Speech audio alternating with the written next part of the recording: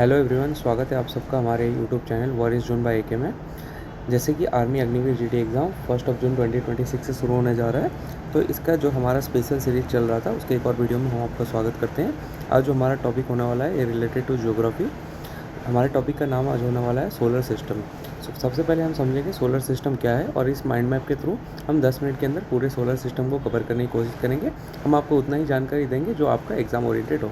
सबसे पहले solar system क्या होता है। सोलर सिस्टम क्या होता है, एक पर्टिकुलर स्टार, उसके जो प्लैनेट्स जो उसके चारों तरफ चक्कर लगाते हैं, उनके सैटेलाइट्स यानी मून्स, और जो उसके ड्वार्फ प्लैनेट हैं, और एस्ट्रॉयड बॉडी जो मतलब स्पेस में घूमते रहते हैं, इन सब को लेके क्या बनता है, सोलर सिस्टम। बाकी स्टार की तरह हमारा भी एक सोलर सिस्टम है। हमारा जो पृथ्वी है यानी अर्थ है, ये भी एक सोलर सिस्टम के अंडर आता है। तो हमारे सोलर सिस्टम का हेड कौन है, सन है। तो हम शुरू करते हैं सन से। Sun is the centre of our solar system. हमारे सोलर सिस्टम का जो केंद्र है वो क्या है, सन यानी सूर्य है।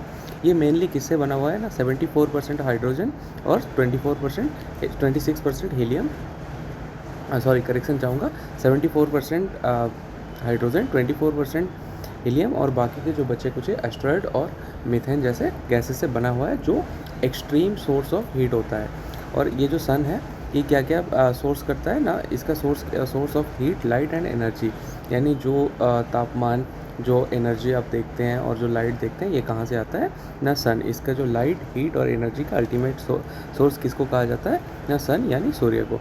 इसका डायमीटर जो है ये किसी ने नापा नहीं है, एक जो हम अनुमान लगाते हैं उसके हिसाब से अप्रोक्स और अबाउट 13 लाख किलोमीटर स्क्वायर इसका डायमीटर है। और ग्रेविटी होल्ड्स, इसका ग्रेविटेशनल पावर इतना ज़्यादा है, जिसको महाकर्षण शक्ति हम बोलते हैं। इसका ग्रेविटेशनल पावर इतना है कि वो बहुत सारे प्लैनेट्स को अपने कब्जे में रखा है। बहुत सारे प्लैनेट्स इसके चारों तरफ चक्कर लगाते हैं। हमारे पृथ्वी से इसका जो डिस्टेंस है 150 मिलियन किलोमीटर। इसको एयू के इससे मापा जाता है। एयू का 1 एस्ट्रोनॉमिकल यूनिट को बोला जाता है 1 एयू। तो इसका जो डिस्टेंस है 150 मिलियन किलोमीटर है। इसके बारे में कुछ इंपॉर्टेंट फैक्ट हम जानेंगे। ये है nearest star to our earth. अगर क्वेश्चन आता है which is the nearest star to our earth, तो आंसर होगा सन। इसका लाइट क्या है ना, light reaches earth in 8 minute 20 second. जो सूर्य की रोशनी है ये पृथ्वी में पहुंचने के लिए कितना टाइम लेता है ना, 8 मिनट 20 सेकेंड। और इसका जो सरफेस टेम्परेचर है वैसे तो किसी ने नापा नहीं है, जो हम अनुमान करते हैं उसके हिसाब से अप्रोक्स 5500 यानी 5500 डिग्री सेल्सियस है। और इसके कोर का टेम्परेचर जो है ये 15 मिलियन डिग्री सेंटीग्रेड है, जिसका मतलब 1 मिली सेकेंड में भी एक इंसान जल के राख हो सकता है। अब हम सूर्य के बारे में जान लिए, अब हम प्लैनेट्स के बारे में जानेंगे। जो हमारे प्लैनेट्स हैं उसको 2 पार्ट में डिवाइड किया गया है, एक इनर प्लैनेट और एक आउटर प्लैनेट। इनर प्लैनेट किसको बोला जाता है, जो सूर्य के करीब में होते हैं उनको क्या बोला जाता है, इनर प्लैनेट। इसको टेरेस्ट्रियल प्लैनेट भी कहा जाता है, यानी रॉकी प्लैनेट्स। अगर क्वेश्चन में आता है जैसे कि इनर प्लैनेट में कौन कौन आता है ना, मर्क्यूरी, वेनस, अर्थ और मार्स, इनको क्या कहा जाता है, इनर प्लैनेट। और इनको दूसरा नाम क्या है, टेरेस्ट्रियल प्लैनेट। अगर क्वेश्चन आपका आता है which among the following is a terrestrial planet और रॉकी प्लैनेट, तो ऑप्शन में बाकी होंगे, इन चारों में से कोई अगर आपके ऑप्शन में रहता है वो आपका आंसर होगा। तो सबसे पहले हम देखते हैं, जो मर्क्यूरी के बारे में जानते हैं। मर्क्यूरी के बारे में कुछ फैक्ट ऐसे हैं कि it is the smallest planet of our solar system. हमारा जो सोलर सिस्टम है उसका सबसे छोटा ग्रह जो है, इनर छोटा प्लैनेट जो है वो क्या है, मर्क्यूरी। और नियरेस्ट टू सन, ये सूर्य के सबसे ज़्यादा करीब में है। जितने ग्रह में से सबसे ज़्यादा करीब है कौन, मर्क्यूरी। और इसका कोई मून नहीं है, कोई सैटेलाइट नहीं है, कोई उपग्रह नहीं है। और इसका जो फास्ट रिवोल्यूशन है वो जितने भी ग्रह हैं इन सबसे ज़्यादा फास्टेस्ट है। फास्टेस्ट इसलिए है क्योंकि ये सूर्य से सबसे ज़्यादा करीब है। सूर्य का जो ग्रेविटेशनल पावर है, सन का जो ग्रेविटेशनल पावर है वो इस पर सबसे ज़्यादा हावी है। तो इसका फास्टेस्ट रिवोल्यूशन कहा जाता है। कितना होता है ना, 88 डेज। सूर्य का एक चक्कर लगाने को एक रिवोल्यूशन कहा जाता है। तो मर्क्यूरी को सूर्य का एक चक्कर लगाने में कितना टाइम लगता है ना, 88 डेज ओनली। अगर क्वेश्चन आता है मर्क्यूरी का रिवोल्यूशन पीरियड कितना है ना, आंसर क्या होगा, 88 डेज। अब हम चलते हैं वेनस की ओर। वेनस को क्या कहा जाता है, हॉटेस्ट प्लैनेट। यहाँ पे कई बच्चों का कन्फ्यूज़न रहता है, ये है कि मर्क्यूरी सूर्य के सबसे ज़्यादा करीब में है, बट वेनस को हॉटेस्ट क्यों कहा जाता है।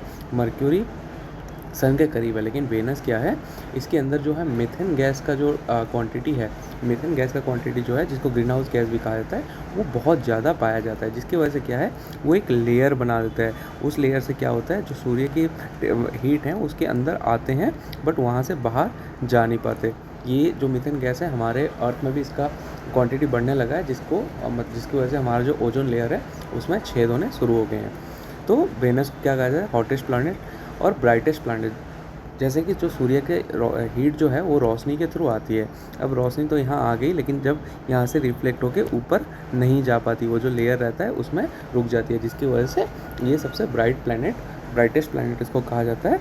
इसको जैसे मॉर्निंग और इवनिंग स्टार, आप अर्ली मॉर्निंग सूर्योदय से पहले और सूर्यास्त के बाद ये आपको विजिबल हो सकता है उत्तर आकाश में।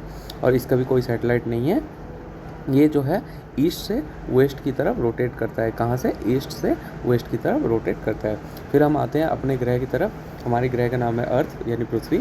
पृथ्वी इकलौता ऐसा प्लेनेट है जिसको हम अब तक लाइफ की यहाँ पे जो है जनजीवन, यहाँ पे इसकी अवस्थिति के बारे में हमें नॉलेज है कि पृथ्वी एक ऐसा ग्रह है जहाँ पे मतलब जीवन सर्वाइव करता है, यानी only non planet with life, जहाँ पे जान है। और ये जो हमारा अर्थ है ये 71% वाटर से घिरा हुआ है। इसका इकलौता सैटेलाइट है जिसको मून कहा जाता है। इसको जैसे कि इसका 71% पानी है, तो ये आसमान से कैसा दिखता है ना, ब्लू। तो इसको क्या कहा जाता है, ब्लू प्लैनेट भी कहा जाता है। और ये सूर्य के करीब से तीसरे नंबर पे आता है, तो इसको थर्ड प्लैनेट फ्रॉम द सन भी कहा जाता है। फिर हम आते हैं मार्स की तरफ। और जैसे कि एक और फैक्ट आपके बारे में बता दूं, अर्थ का जो रिवोल्यूशन ये है वो है 365 डेज़, और लीप ईयर में ये 366 डेज़ भी होता है। तो अब हम मार्स की तरफ जाते हैं। मार्स, इसको रेड प्लैनेट कहा जाता है। Red colour due to iron oxide. Mars ऐसा प्लैनेट है जहाँ पे आयरन ऑक्साइड बहुत ज़्यादा क्वांटिटी में पाया जाता है, जिसकी वजह से इसका कलर आसमान से लाल दिखता है, तो इसलिए इसको रेड प्लैनेट भी कहा जाता है। अगर क्वेश्चन आता है which planet is known as red planet, तो आपका आंसर होगा मार्स। तो इसके दो सैटेलाइट हैं, एक है फोबोस, एक है डोमियोस। और यहाँ पे मतलब जो अभी हमारे वहाँ पे सैटेलाइट्स भेजे गए हैं, उससे ये हमें जानकारी मिला है कि यहाँ पे पहले कभी वाटर रहा होगा, यानी पहले कभी यहाँ पे लाइफ होने के चांसेस थे। अब हम चलते हैं आउटर प्लैनेट की ओर। तो आउटर प्लैनेट में कौन कौन से आते हैं? जुपिटर, सैटर्न, यूरेनस और नेपच्यून। इनको जायंट प्लैनेट भी कहा जाता है। तो सबसे पहले जुपिटर के बारे में बात करते हैं। Jupiter is the largest planet of our solar system. हमारे सोलर सिस्टम का सबसे बड़ा ग्रह जो है वो कौन है? जुपिटर। मोर देन 90 मून्स, इसके लगभग अनुमान हम करते हैं कि 90 से ज़्यादा इसके सैटेलाइट, इसके मून, इसके चांद हैं। और इसके ग्रेट रेड स्पॉट, जिसको जायंट स्टॉर्म भी कहा जाता है, इसके में बहुत से रेतीले तूफान आते रहते हैं। और ये आकार में बहुत ज़्यादा बड़ा है, इसका ग्रेविटेशनल फोर्स ज़्यादा है, तो इसमें बहुत बड़ी मैग्नेटिक फील्ड पाई जाती है। फिर आता है सैटर्न। सैटर्न इसके रिंग्स के लिए फेमस है। ऐसे सैटर्न है और इसमें ऐसे रिंग बने हुए हैं, जिसकी वजह से इसको ये अपने रिंग के लिए फेमस है। और सेकेंड लार्जेस्ट प्लैनेट है जुपिटर के बाद, दूसरे नंबर पर आता है कौन? सैटर्न। उसके इसमें डेंसिटी बहुत कम है। बहुत सारे इसके उपग्रह यानी सैटेलाइट हैं, यानी मून है। इसके लार्जेस्ट मून का नाम क्या है? टाइटन, जो हम जानते हैं। फिर आता है यूरेनस।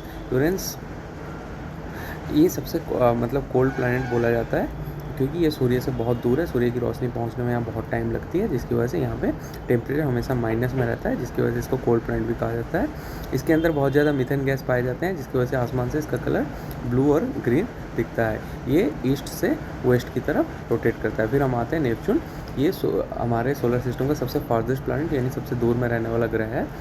इसमें बहुत ज़्यादा विंड है, मतलब स्ट्रॉन्गेस्ट विंड, जो बहुत मतलब बड़ा तूफान इसके अंदर हमेशा पाया जाता है। इसका भी अपीयरेंस बहुत डीप ब्लू है। इसका एक रिवोल्यूशन जो है 165 अर्थ ईयर्स, मतलब अगर हमारे ग्रह में हमारा जो पृथ्वी है 165 साल, इसका एक मतलब हमारे पृथ्वी का रिवोल्यूशन ईयर क्या है? 365 डेज़ है। और इसका क्या है, ये जो 365 को इंटू 165 कर देंगे, जितना आएगा उतना दिन है नेपच्यून का रिवोल्यूशन पीरियड। तो हम उसके सिवा हमारे जो सोलर सिस्टम है उसमें कुछ सेलेस्टियल बॉडी भी पाए जाते हैं। सेलेस्टियल बॉडी किसको कहा जाता है? जो हमारे सोलर सिस्टम के अंदर सैटेलाइट्स और मून को उपग्रह यानी ग्रह यानी प्लैनेट को छोड़ के बाकी जो बॉडी पाए जाते हैं उनको सेलेस्टियल बॉडी कहा जाता है, यानी जिसको महाकाशीय पदार्थ कहा जाता है। सबसे पहले आता है उसमें मून यानी सैटेलाइट। इसका क्या है, ये नेचुरल बॉडी है रिवॉल्विंग अराउंड प्लैनेट्स। जैसे हमारे सूर्य की तरफ प्लैनेट चक्कर लगाते हैं, वैसे ये जो मून होते हैं ये प्लैनेट की तरफ चक्कर लगाते हैं। जैसे कि अर्थ का मून है, मार्स का फोबोस, डेवियोस है, जुपिटर का गैनीमेड है। और एक इम्पोर्टेंट क्वेश्चन बहुत बार रिपीट हो चुका है, लार्जेस्ट मून कौन सा है पूरे सोलर सिस्टम का? गैनीमेड, जो कि जुपिटर का एक सैटेलाइट यानी मून है। फिर आते हैं एस्टेरॉइड्स। एस्टेरॉइड्स क्या होता है? स्मॉल रॉकी बॉडीज, छोटे छोटे पत्थर टाइप के सब्सटेंस होते हैं जो ज़्यादातर मार्स और जुपिटर के बीच में पाए जाते हैं। किसके बीच में? ना, मार्स और जुपिटर के बीच में पाए जाते हैं। इनको एस्टेरॉइड बेल्ट कहा जाता है। जो मार्स एंड जुपिटर के बीच में जो ये पत्थर वाले इलाके हैं इनको एस्टेरॉइड बेल्ट भी कहा जाता है। फिर आते हैं कॉमेट्स। ये मेनली क्या होता है ना, आइस, डस्ट और गैस को लेके बने होते हैं। ये जैसे Halley's comet returns in every 76 year, हर 76 साल में एक बार हैलिस कॉमेट नाम का ऐसे ही एक मतलब जिसको बोलते हैं आइस स्टॉर्म बोल सकते हैं आप, बर्फ़ वाला तूफान, ये हमेशा 76 साल में एक बार हमारे पृथ्वी की तरफ भी आता है। इसके सिवा मेटेओर्स भी हैं जो कि छोटे छोटे पत्थर हैं जो हमारे एटमॉस्फेयर की तरफ हमेशा आते जाते रहते हैं, जिसको हम बोलते हैं ना शूटिंग स्टार, जो टूटता तारा जिसको बोलते हैं, वो क्या होता है ना, मेटेओर्स होता है। छोटे छोटे लाइटनिंग रॉकी सब्सटेंस होते हैं जिसको क्या कहा जाता है, हम टूटता तारा भी बोलते हैं। और ये जब मतलब पृथ्वी में पहुंच जाते हैं यानी अर्थ में पहुंच जाते हैं तो ये मेटेओर से मेटेओराइट्स बन जाते हैं। फिर आते हैं ड्वार्फ प्लैनेट्स। ड्वार्फ प्लैनेट्स का एग्जांपल ये है, ये प्लूटो, एरीज, कैरिस, ह्यूमिया, मेकमेक, ये सब क्या है? ड्वार्फ प्लैनेट है। प्लूटो जो है ये हमारे प्लैनेट सोलर सिस्टम का एक प्लैनेट था, बट 2006 में IAU यानी इंटरनेशनल एस्ट्रोनॉमिकल यूनियन जो है उसने इसको क्या किया, ड्वार्फ प्लैनेट के रूप में घोषणा किया। ये हमारे मतलब प्लैनेट में काउंट नहीं होते हैं। अब हम कुछ इंपॉर्टेंट एग्जाम फैक्ट्स देख लेते हैं। एग्जाम फैक्ट्स में सबसे पहले एक तो ऑर्डर ऑफ प्लैनेट्स फर्स्ट आता है, Mercury, Venus, Earth, Mars, Jupiter, Saturn, Uranus, Neptune. ठीक है, इसको याद रखने का इजी ट्रिक है, my very efficient mother just serve us noodles. My से आता है मर्क्यूरी, वी से आता है वेनस, ई से आता है अर्थ, एम से आता है मार्स, जे से आता है जुपिटर, एस से आता है सैटर्न, यू से आता है यूरेनस और नूडल्स यानी एन से आता है नेपच्यून। तो लार्जेस्ट प्लैनेट कौन सा हो गया? जुपिटर। स्मॉलेस्ट प्लैनेट हो गया Mercury. Hottest planet Venus. Red planet Mars. Blue planet Earth. Planet with rings हो गया Saturn. Brightest planet Venus. Closest planet to sun Mercury. Farthest planet हो गया नेपच्यून। फास्टेस्ट रिवोल्यूशन वाला प्लैनेट हो गया mercury. Largest moon कौन सा है? गैनीमेड यानी जो कि जुपिटर का है। उसके बाद अर्थ का नेचुरल सैटेलाइट जो है वो है मून। अब हम कुछ अग्निवीर GD में पूछे जाने वाले क्विक फैक्ट्स को भी देख लेंगे।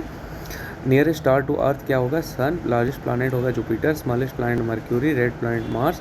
Blue planet Earth. Hottest planet Venus. Planet with rings Saturn. Farthest planet Neptune, जो हम ऑलरेडी पढ़ चुके हैं।